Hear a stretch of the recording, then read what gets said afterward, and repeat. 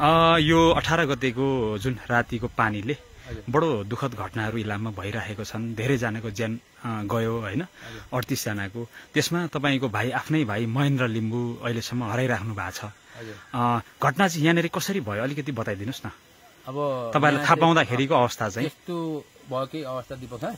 हजुर। अब यहाँ चाहिँ अब पूर्ण रूपमा अलिअलि अहिले अब क्षति ल्याउँछ भन्ने चाहिँ अब हामीले मूल्याङ्कन गरेको। अनि त्यसमा तपाईको अब 12 बजी भन्दा अब 1 बजी 10 बजी भित्र चाहिँ मैले नानी र बुवालाई पल्लो मूलघरमा सारिहालेँ। अनि त्यसपछि तपाईको पानीको रफ्तारले बाहिर निस्किने अवस्था भएन।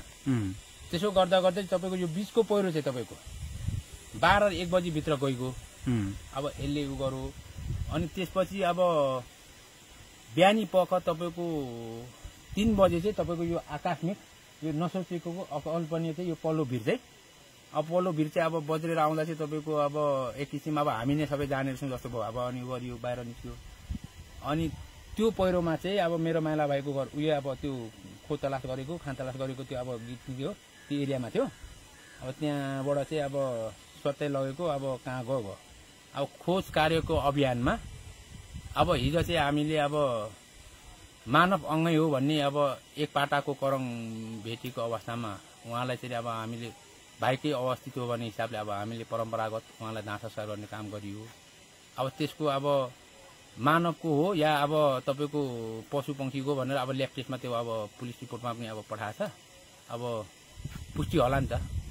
अब हामीले चाहिँ अब मान्छे नै हो। अब यहाँका सबैले चाहिँ अब हामीले अब खोजेर पनि अब पाइनेवाला छैन। यत्रो अब दुर्घटना परेपछि अब उसकै हो अब भन्ने हिसाबले नै अब दाह संस्कार। त्यो ठ्याक्कै ठुलो पहिरो आएको चाहिँ कतिखेर हो? 3 बजे बिहानको 3 बजे ठ्याक्कै 3 बजे महिला नि त 3 बजे ठ्याक्कै 3 बजे। भाइलाई चाहिँ तपाईँले पटक पटक बोलाउनु भयो। रात बुहारीलाई नानीलाई त राति नै सारिहाल्यो। भतिज नआयो। भाइलाई 2 खेप 3 खेप त मैले लिनै पठाएको नि भतिजलाई। अब म यही सुरक्षित सुत्नलाई किन चाहियो, म बसिहाल्छु। यत्रो ठुलो पहिरो आउँछ यो त कल्पनै पनि थिएन। सोचेकै थिएन दिपक सर। यस्तो हुन्छ भने त यो दैव लाग्छ भने चाहिँ सोचेकै थिएन नि। आउला यसो आउला सर्केला होइन। यो बिचकोले मध्येबाजी माइला जोगेको नि त।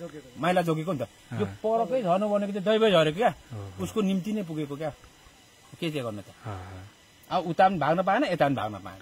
हजुरको चाहिँ भतिज भाइ आफ्नो भाइ माइलो भाइ नि हुलाकमा काम गर्ने हो महेन्द्र लिम्बू।